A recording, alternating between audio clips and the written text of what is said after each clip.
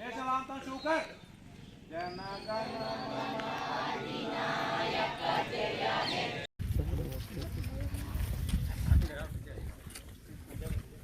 अरे अब्दुल्ला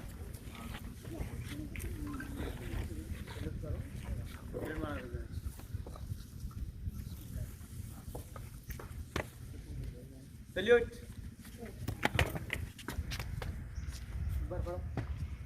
जनगण मन अधिनायक जय हे भारत भाग्य विधाता।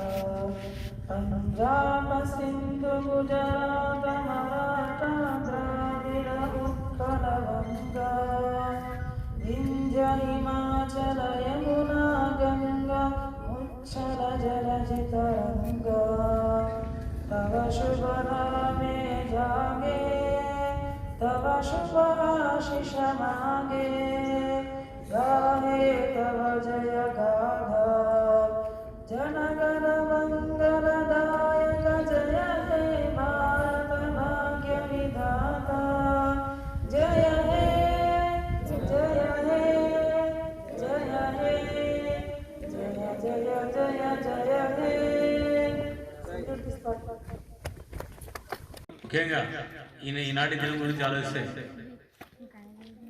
భారతదేశ స్వతంత్రం తర్వాత 1947లో మనకి స్వతంత్రం రావడం జరిగింది.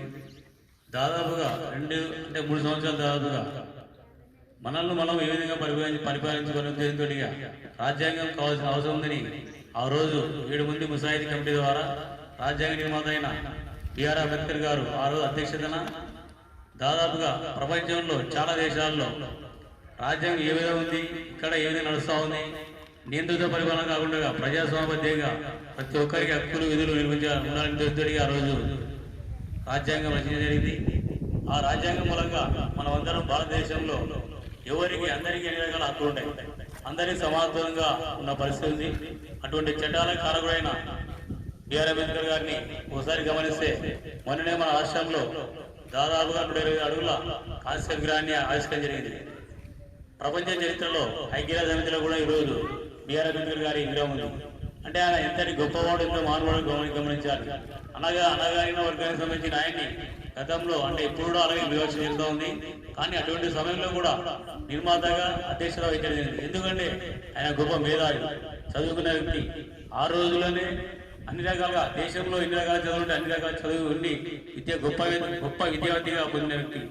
అటువంటి నాయకుడిని మన భారతదేశంలో కొన్ని అగ్రవర్ణాల ఆ రోజుల్లో పార్లమెంట్ ఎన్నికల్లో ఓడించడం జరిగింది. కానీ ఆయన అటువంటి విద్యావంతుడు లోక్సభలో ఉండాలని ఎందుకుగా వెస్ట్ బెంగాల్లో మన ముస్లింలు మెజార్టీ ఉన్న వర్గంలో మన వాళ్ళు అక్కడ వాళ్ళకి ఆయనకు అవకాశం ఇచ్చి ఎంపీగా పంపించడం జరిగింది. అంటే గొప్ప విద్యావంతులని అనగొక్కేవారు ఆ రోజు. ఎవరికైనా అవగాహన ఉందంటే వాళ్ళని అనగొక్కేవారు. అంటే అప్పటి అగ్రవర్ణాలు ఎక్కడికైతే ఎవరైతే వెళుతున్నారో వాళ్ళనే అనగొక్కాలని చూసిన పరిస్థితి. కానీ ఎవరెందుకు అనగొక్కాలని కానీ అంతకంటే ఎదిగిన వ్యక్తి బిఆర్ అంబేద్కర్ గారు. మనం ముఖ్యంగా మన పరిపాలనలో ఇంత స్వేచ్ఛగా ఉన్నామంటే ఆయన కల్పించిన రాజ్యాంగం గారిని తెలియజేస్తున్నాను. ఈ అవకాశం కల్పించిన ప్రతి ఒక్కరికి ధన్యవాదాలు. జై హింద్.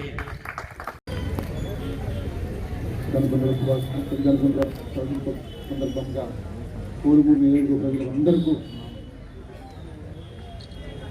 రిపబ్లిక్ డే శుభాకాంక్షలు. అదేవిధంగా ఈరోజు మనం ఈ విధంగా జరుపుకుంటున్నామంటే మహనీయులు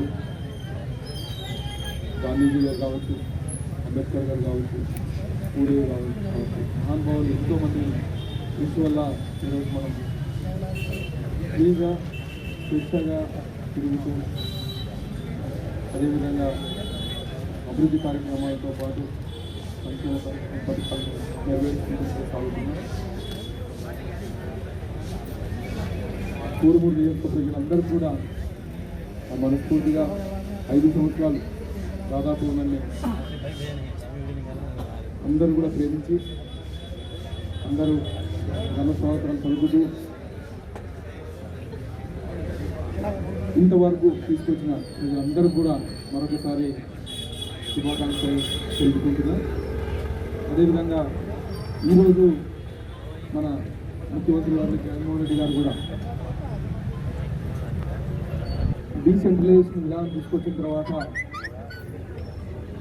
ఈ డీసెంట్రలైజేషన్ విధానం పరిపాలనా విధానంలో చాలా మార్పులు తీసుకొచ్చారు.